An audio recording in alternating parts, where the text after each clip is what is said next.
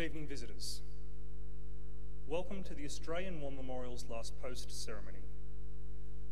My name is Gerard Pratt, and joining us today from the Royal Australian Air Force is Warrant Officer Andrew Halloran. We warmly welcome the family of Wing Commander Douglas Carson Ridey, whose story will be told shortly. We are honoured to acknowledge Air Chief Marshal Mark Binskin, Chief of the Defence Force, representing the Chief of Air Force, Air Commodore Robert Chipman, the New South Wales branch of the Order of Australia Association, and the Californian Superior Court judges who are in attendance this evening. We welcome the veterans who have served, those that are still serving, and the families that support them.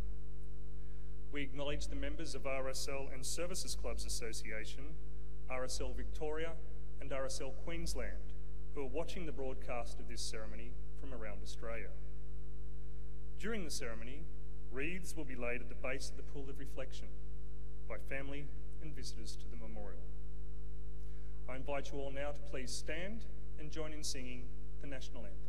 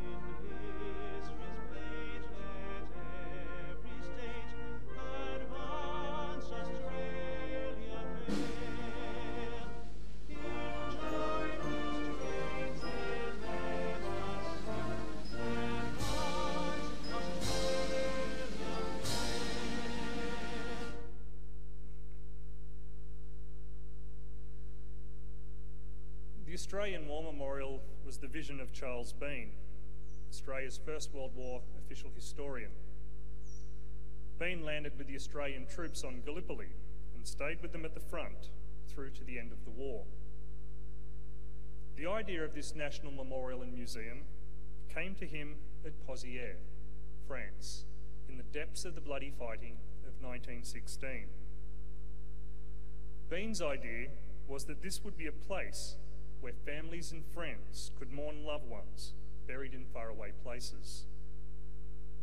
It would also be a place that could help all Australians understand what these men and women had endured and what they had done for us.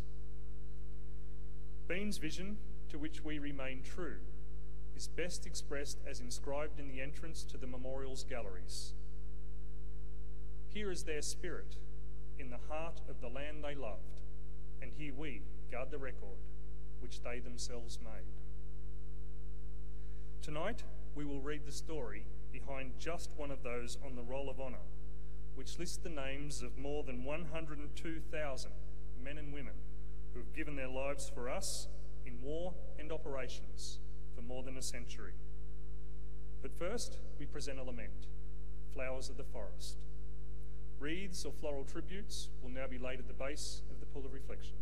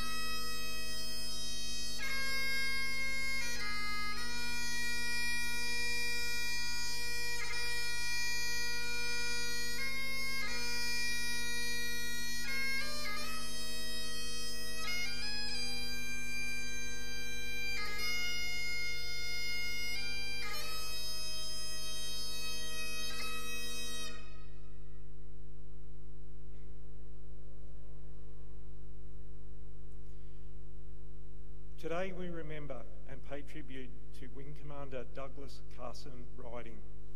Douglas Riding was born on the 11th of April 1916 in Sydney, the eldest son of Horace and Mary Riding. In 1922, the family moved from Sydney to Coffs Harbour on the New South Wales mid-north coast. Here Riding attended the local high school and was much looked up to by his brother Bruce, 10 years his junior. One of Riding's great passions was surf lifesaving. At the age of 7, he was the Coffs Harbour Surf Lifesaving Club's team mascot. He later became team club captain and senior beltman, representing the club at state and national surf lifesaving carnivals and winning numerous trophies. Riding briefly trained to become a dental technician as he waited to pursue his great passion, flying. He joined the Permanent Air Force on the 18th of January 1937 and began training at Point Cook in Victoria. In December of that year, he transferred to number 21 City of Melbourne Squadron, where he flew Hawker Demon aircraft. In March 1939, Riding was back at number 1 Flying Training School at Point Cook, this time as a flying instructor. As war loomed, professional permanent pilots such as Riding were a valuable asset to the rapidly expanding Air Force. While permanent pilots sometimes resented their new role as trainers rather than fighters, this work was essential for the war effort. Riding spent the next few years of the war in various training roles across Australia. He remained at Point Cook until October 1940, until being transferred to Amberley near Ipswich in Queensland. After Amberley, he served at the number 1 Bombing and Gunnery School at Evans Head in northern New South Wales and number 6 Service Flying Training School at Malala, South Australia. Throughout this period, Riding received several promotions, rising to the rank of squadron leader. On the 1st of February 1941, while based at Amberley in Queensland, Riding travelled south to Sydney and married Margaret Culloch. His role as an instructor allowed him to live with his wife at his various postings. While at Evans Head, Margaret was involved in aircraft and ship spotting for the local defence network with her friend Marie. In August 1942, Riding transferred to the newly formed number 31 Squadron based near Wagga Wagga. This squadron was equipped with the new 2-man Bristol Beaufighter aircraft and was preparing for deployment. Due to this new posting, Margaret could no longer stay with her husband and went to live with her parents in Sydney. The separation was distressing for the young couple, and Margaret was able to visit her husband only 3 times. Riding trained at Wagga Wagga until 3rd of November, where he began the long and arduous journey north to Kamali Creek, an airstrip just south of Darwin. Number 31 Squadron had been transferred north as the Beaufighters they were flying were considered well suited to defend Northern Australia from the advancing Japanese. On the 17th of November 1942, Riding took part in number 31 Squadron's first attack on Japanese forces. At about 5 in the morning, he was piloting a Beaufighter with Warrant Officer Robert Clark serving as his navigator. As they approached the south coast of Timor, Riding and 2 other aircraft from his squadron were flying in formation when they came under pursuit from Japanese fighters. Riding, who was flying at only an altitude of 50 feet, made a sharp turn as part of an evasive manoeuvre. In doing so, his starboard wing clipped the water and was torn off. When the aircraft crashed at high speed into the Timor Sea, both crew members were killed. 2 days after the accident, Riding's wife Margaret received word that her husband was reported missing, presumed dead. She was 3 months pregnant with the couple's only child, Douglas, who would be born in May 1943. Riding's promotion to the rank of Wing Commander was promulgated as he was making his final flight. Had the news come through hours before, he would not have taken off, but instead would have prepared for his new posting. He was 26 years old. Margaret retained a close relationship with her husband's unit after the war through the 31 Squadron Association. She visited her husband's last base at Kamali Creek twice before she passed away in 2010.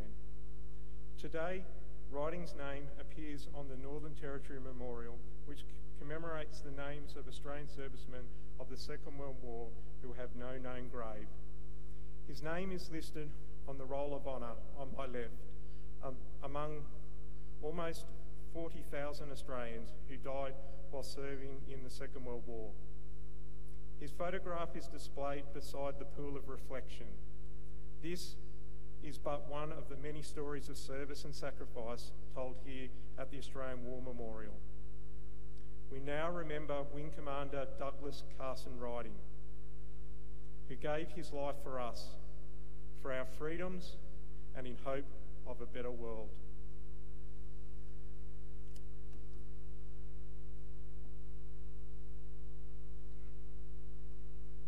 If able, please stand for the reading of the ode and the sounding of the last post.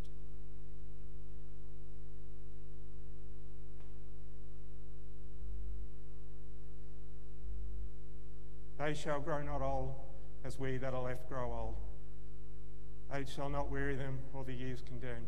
At the going down of the sun, and in the morning, we will remember them. We will remember them.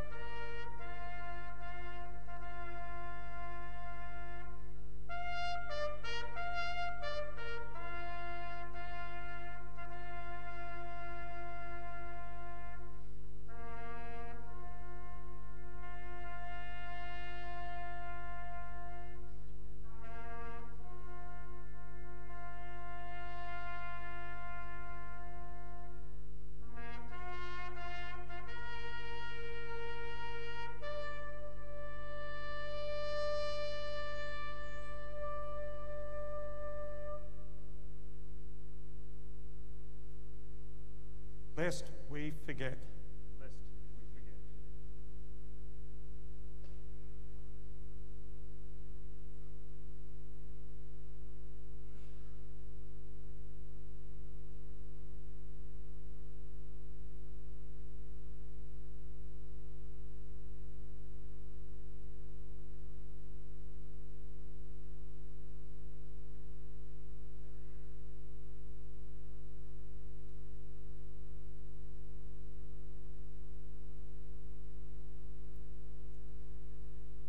We leave you this evening with the words of the memorial's founder, Charles Bean.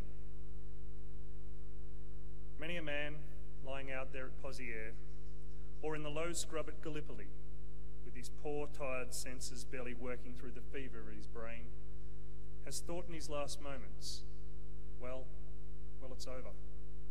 But in Australia, they will be proud of this. Ladies and gentlemen, girls and boys, that concludes the last post ceremony. We thank you all for visiting the Australian War Memorial and wish you all a very good evening.